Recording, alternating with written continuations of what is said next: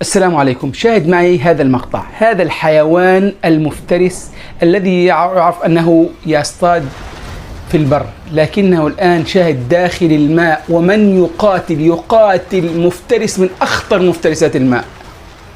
انظر من يقاتل. إنه التمساح. تمساح بأنياب مرعبة.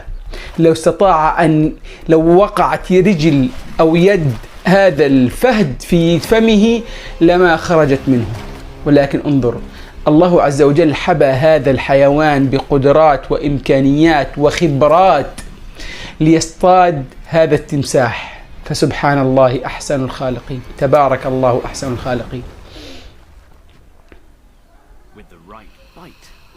سيطر عليه تماما. شاهد، سيطر تماما. تمساح يحاول جاهدا، ولكن الخبرة